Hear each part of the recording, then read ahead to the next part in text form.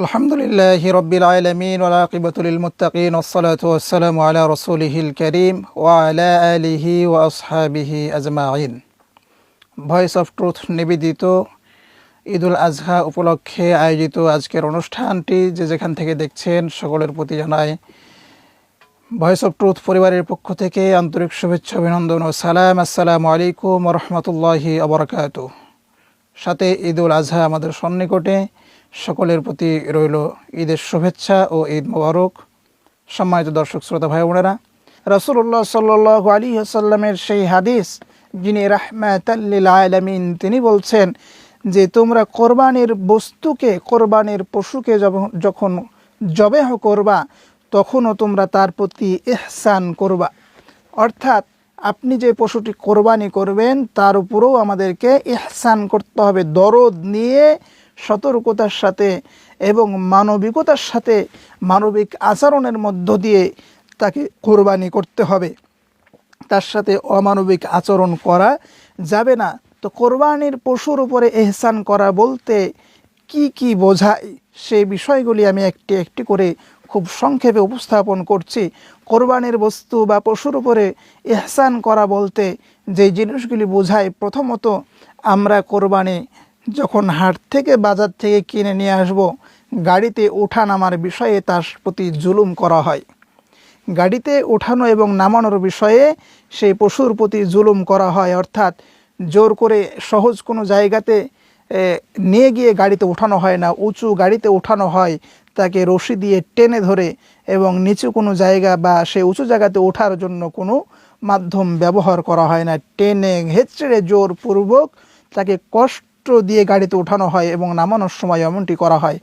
এটি ইহসানের ভিতরে পড়ে না। এই জন্য আমরা যখন কোনো যানবাহনের মাধ্যমে কোরবানির পশু আনা নেওয়া করব, সেক্ষেত্রে তার প্রতি যেন জুলুম না হয়, তাকে যেন সহজে গাড়িতে ওঠানো যায় এবং গাড়ি থেকে নামানো যায়, এমন কোনো ব্যবস্থা আমাদেরকে রেখে গাড়ি থেকে উঠাতে এবং নামাতে হবে।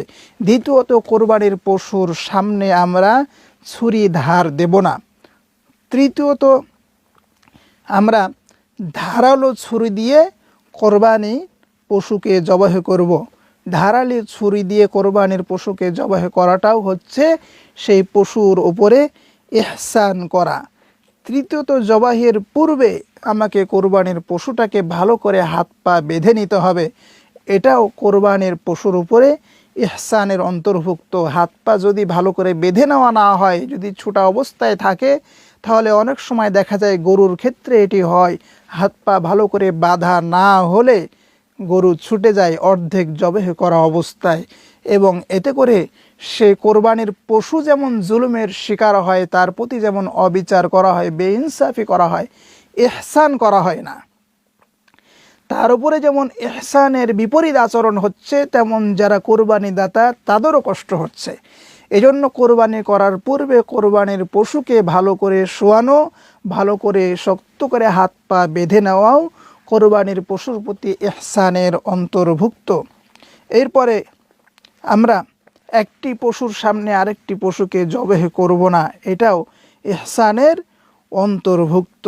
এরপরে আরেকটি যেটি রয়েছে, আমরা যে কাজটায় অভ্যস্ত বেশির অংশ মানুষ, জবেহ করার পরে আমরা তার স্পাইনাল কর্ড সেটাতে আমরা ছুরির আগা দিয়া আমরা খোঁচাখুচি করি আর মনে করি যে এটা করলে তাড়াতাড়ি দমটা চলে যাবে। এইটা করাটা যেমন বিজ্ঞানসম্মত নয়, তেমন পশুর প্রতি ইহসান করাও নয়। এজন্য এটা থেকেও আমাদেরকে বিরত থাকতে হবে, কারণ এইটারও মাসআলা আছে, আমরা জবেহের পদ্ধতির মধ্যে জানব। আরেকটি বিষয় আমরা ইহসানের জন্য খেয়াল রাখব, সেটি হচ্ছে পশু জবেহ করার পরেই আমাদের একটি অভ্যাস রয়েছে, সামনের পা এবং পিছনের পায়ের রগটা আমরা কেটে দেই। কিন্তু নিয়ম হচ্ছে, যতক্ষণ পর্যন্ত পশু জবেহ করার পরে তার দেহে প্রাণ থাকে, ততক্ষণ পর্যন্ত তার শরীরের আর কোনো অঙ্গে অস্ত্র ব্যবহার করা যাবে না। অর্থাৎ তার দমটা পুরোপুরি বের হওয়ার পরে আপনি তার পরিচ্ছন্ন পরিপাকের কাজ করতে পারবেন। তার আগে, দম যাওয়ার আগে সামনের বা পিছনের পায়ের রগ কেটে দেওয়া পশুর প্রতি ইহসান নয়, এটি জুলুমের অন্তর্ভুক্ত হয়ে যাবে।